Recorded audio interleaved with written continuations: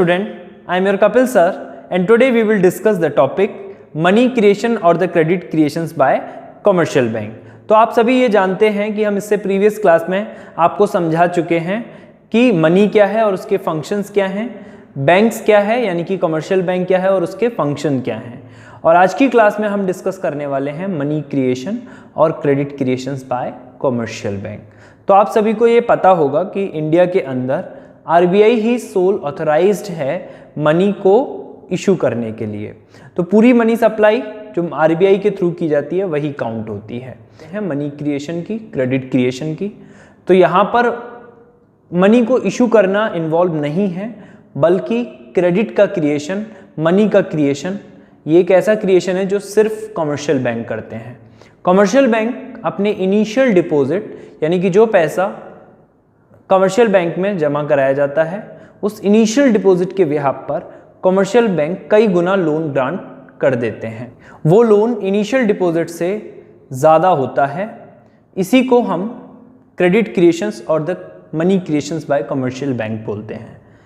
ये तो बेसिक सी बात हुई, इसको थोड़ा डिटेल में समझते हैं। देखिए, हम बैंक्स में जो पैसा जमा कराते हैं, बैंक उस सभी पैसे को, टोटल डिपॉजिट्स को एज अ लोन ग्रांट नहीं करता। यानी कि अगर बैंक में हमने 10,000 रुपीज़ जमा कराए तो मेरी 10,000 डिपॉजिट्स पर बैंक पूरा का पूरा 10,000 लोन ग्रांट नहीं करेगा। तो लोन बैंक क्या करेगा, बैंक कुछ part of the deposit as reserve रखेगा, जिसको हम लीगल रिजर्व रेशियो बोलते हैं। तो जो लीगल रिजर्व रेशियो है वो है क्या? Legal reserve ratio as per the guidance of RBI चलता है। आरबीआई डिसाइड करके बताता है कि लीगल रिजर्व रेशियो कितना रखना है। लीगल रिजर्व रेशियो एक ऐसा अमाउंट है टोटल डिपॉजिट्स का जिसको commercial bank as a reserve रखती है। देखिए, लीगल रिजर्व रेशियो के दो पार्ट हैं। First one is CRR and second one is SLR. So legal reserve ratio are having two types. First one is cash reserve ratio, second one is statutory liquidity ratio. Total deposits का ऐसा part जो commercial banks को RBI के पास रखवाना पड़ता है वो तो है कैश रिजर्व रेशियो, और टोटल डिपॉजिट्स का ऐसा पार्ट जो कमर्शियल बैंक खुद अपने पास रखती है उसे हम बोलते हैं एसएलआर, स्टैट्यूटरी लिक्विडिटी रेशियो। यहाँ पर एक चीज हमें समझनी है, वो ये है कि जितने भी रिजर्व्स होते हैं, जितने भी रिजर्व होते हैं वो बैंक के थ्रू क्यों मेंटेन किए जा रहे हैं। देखिए, हम सब जानते हैं कि कोई भी कस्टमर है बैंक से एक ही बार में अपना पूरा पैसा विड्रॉल नहीं करता है।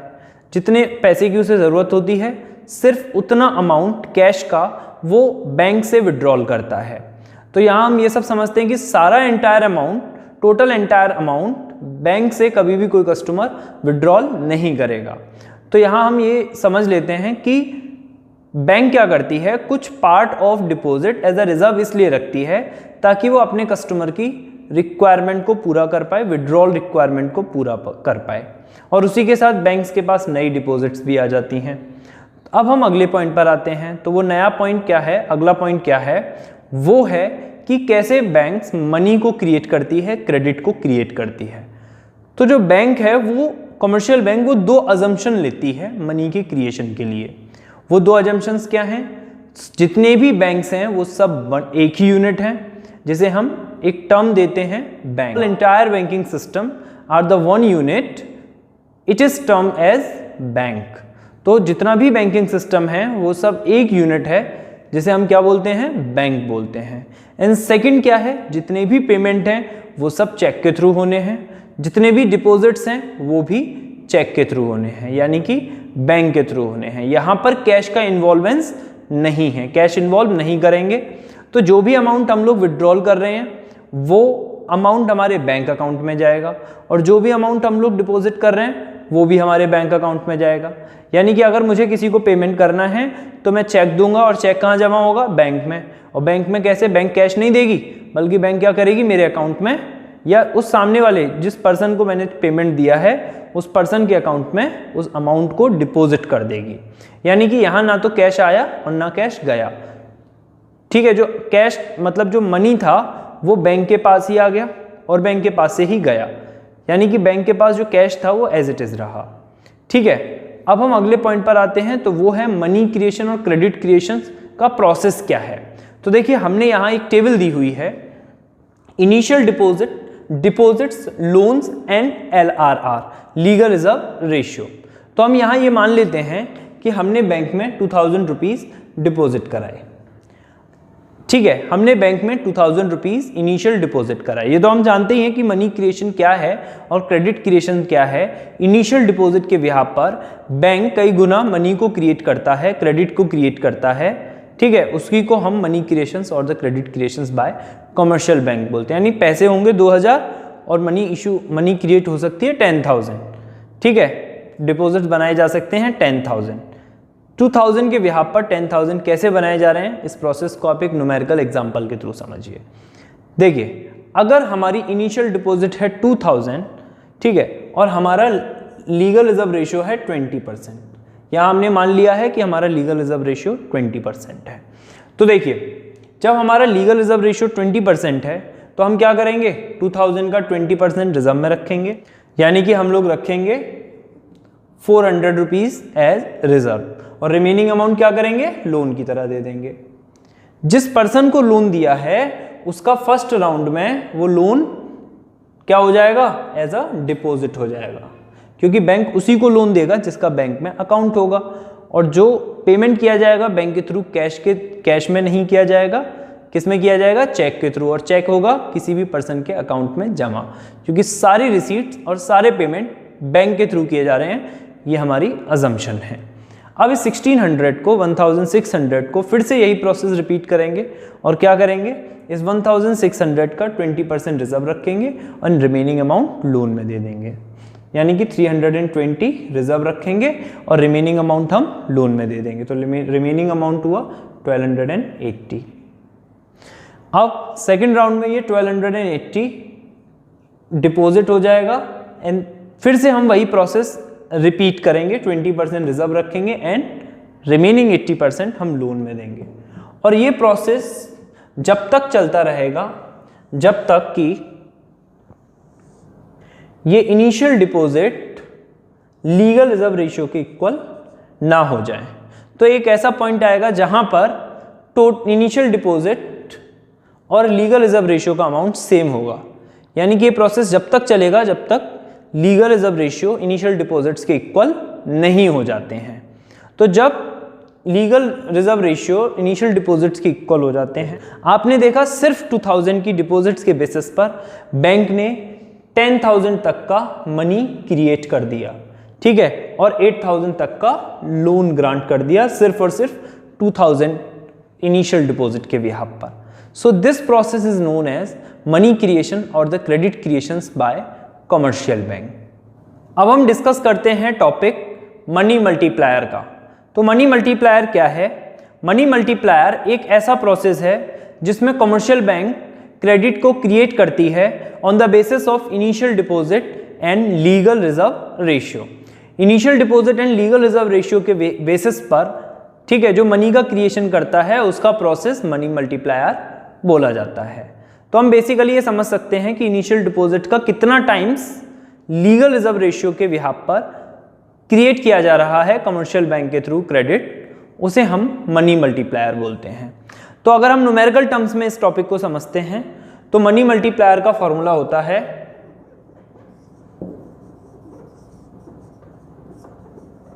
Money multiplier equals to 1 upon legal reserve ratio.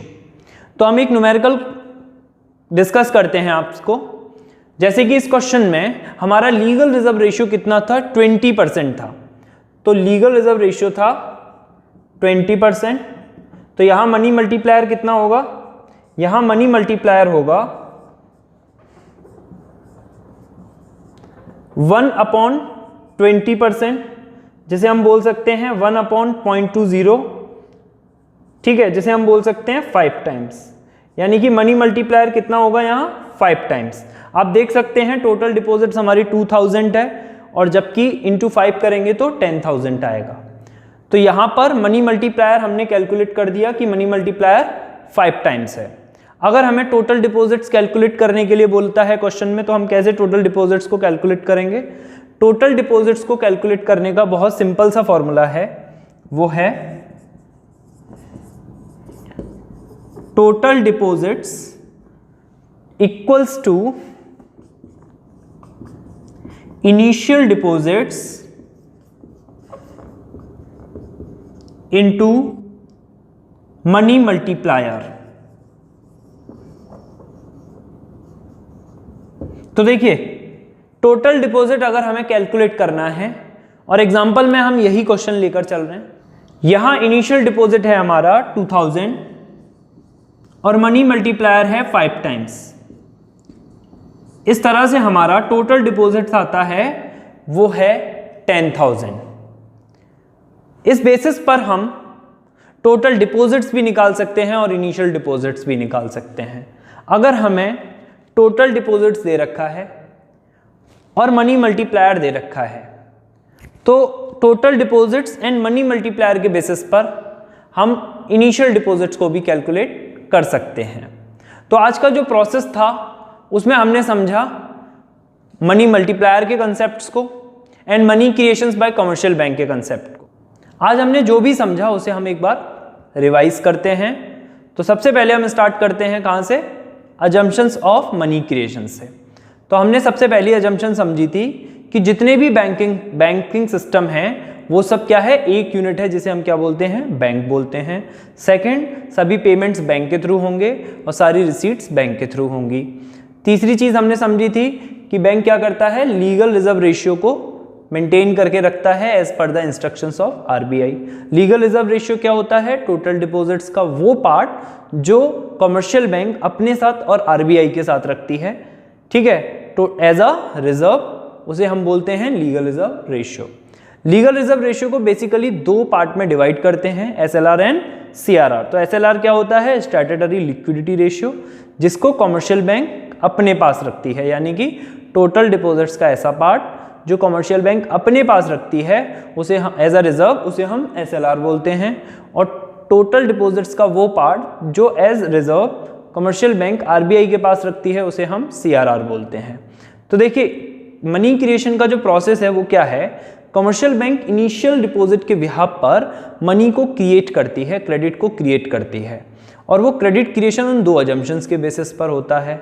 तो जनरली क्या होता है कि बैंक जो इनिशियल डिपॉजिट्स है उससे ज़्यादा मनी को क्रिएट कर देती है on the basis of initial deposit. तो वो कैसे होता है कि सपोज हमने 2,000 रुपये बैंक में जमा कराए, बैंक क्या करेगी? कुछ पार्ट रिजर्व के तौर पे रखेगी, रिमेनिंग पार्ट लोन में दे देगी। अब वो लोन जिसे देगी उसका बैंक में अकाउंट होगा, और जब बैंक में अकाउंट होगा तो वो जो रिमेनिंग अमाउंट यानी 1,600 मिल रहे हैं उसे, ठीक है, वो बैंक में जमा हो जाएंगे। फिर से बैंक की एक डिपॉजिट इंक्रीज हो गई। फिर अगेन बैंक क्या करेगी? वो जो डिपॉजिट बैंक की बन गई है उसका फिर से 20% रखेगी एंड रिमेनिंग अमाउंट को एज अ लोन फिर से ग्रांट करेगी। और ये प्रोसेस जब तक चलता रहेगा जब तक कि बैंक का जो इनिशियल डिपॉजिट है वो एलआरआर के अमाउंट के इक्वल ना हो जाए। यानी कि जब legal reserve ratio initial deposits के इक्वल हो जाता है तभी मनी क्रिएशंस की प्रोसेस स्टॉप हो जाती है। तो हाँ, यहाँ तक समझ लीजिए कि ये प्रोसेस जब तक चलता रहेगा जब तक कि legal reserve ratio initial deposits के इक्वल हो जाता है। अब यहाँ हम आते हैं मनी मल्टीप्लायर। तो मनी मल्टीप्लायर क्या है?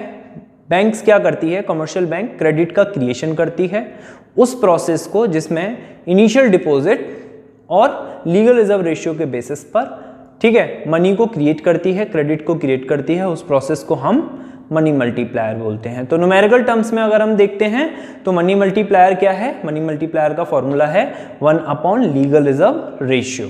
तो यहाँ एक बात समझ लीजिए कि जितना हायर लीगल रिजर्व रेशियो होगा उतना ही लोअर मनी मल्टीप्लायर होगा, और जितना लोअर लीगल रिजर्व रेशियो होगा उतना ही हायर मनी मल्टीप्लायर होगा। यानी बहुत सिंपल सी चीज़ है कि मनी को क्रिएट किया जा सकता है कमर्शियल बैंक्स के थ्रू अगर लीगल रिजर्व रेशियो कम है, रिजर्व में कम अमाउंट रखा जा रहा है और लोन ज़्यादा ग्रांट किया जा रहा है। सेम एज मैनर कि अगर लोन कम ग्रांट किया जा रहा है और रिजर्व ज़्यादा रखा जा रहा है तो money creation by commercial bank कम होगा। जैसे कि देखिए यहाँ 20% लीगल रिजर्व रेशियो लिया है हमने, तो मनी मल्टीप्लायर आया 5 टाइम्स, मनी मल्टीप्लायर आया 5 टाइम्स। वहीं अगर हम लीगल रिजर्व रेशियो को 10% लेते तो मनी मल्टीप्लायर आता 1/10, इट विल बी 1/0.1 10 टाइम्स, यानी कि 5 टाइम्स से सीधा 10 टाइम्स हो जाता, 5 टाइम्स से सीधा 10 टाइम्स हो जाता। ऐसा कैसे हो रहा है? ऐसा मनी मल्टीप्लायर LRR के बिहाफ पर हो रहा है। Lower the legal reserve ratio, higher the money multiplier, higher the legal reserve ratio, lower the money multiplier. तो इन दोनों में कैसा रिलेशन है? इनवर्स रिलेशन है। यहां समझिए कि कमर्शियल बैंक क्या करती है? नेशनल इनकम को रेज कर रही है मनी मल्टीप्लायर की प्रोसेस से, क्योंकि इस प्रोसेस से वो इन्वेस्टमेंट को इंक्रीज कर रही है। वो जो लोन है वो किसे दे रही है? इन्वेस्टर्स को दे रही है, और इन्वेस्टर्स क्या कर रहे हैं? इन्वेस्टमेंट कर रहे हैं और इनकम को जनरेट कर रहे हैं। तो इकोनॉमी के अंदर क्या हो रही है? Investment, gross domestic capital formation increase हो रहा है। तो कमर्शियल बैंक का एक बहुत बड़ा रोल है लोन्स के थ्रू इन्वेस्टमेंट को बढ़ाने में, ठीक है, लोन्स के थ्रू किसको बढ़ाने में? नेशनल इनकम को बढ़ाने में। तो यहाँ ये प्रोसेस पूरा था जिसमें हमने आपको समझाया मनी मल्टीप्लायर। एंड नेक्स्ट आता है टोटल डिपॉजिट्स। टोटल डिपॉजिट्स निकालने का फॉर्मूला है, बहुत सिंपल फॉर्मूला है। क्या है? Initial deposit into money multiplier. तो अगर हमारा इनिशियल डिपॉजिट 2000 है, मनी मल्टीप्लायर 5 है, देन टोटल डिपॉजिट्स कितना होगा? 10,000। सो स्टूडेंट, ये आज की क्लास में हमने money multiplier and money creations by commercial bank, ये सभी टॉपिक्स को डिस्कस किया। I hope students you must have understood these all concepts. In my next class I will discuss about central bank and the functions of central bank and how the central bank helps to control the money supply in the economy. तो ये बहुत ही important topic है जो हम next class में discuss करने वाले हैं। तो central bank as controller of money supply work करता है। RBI की मॉनेटरी पॉलिसी के बारे में हम अपनी नेक्स्ट क्लास में समझेंगे। So thanks for watching it students.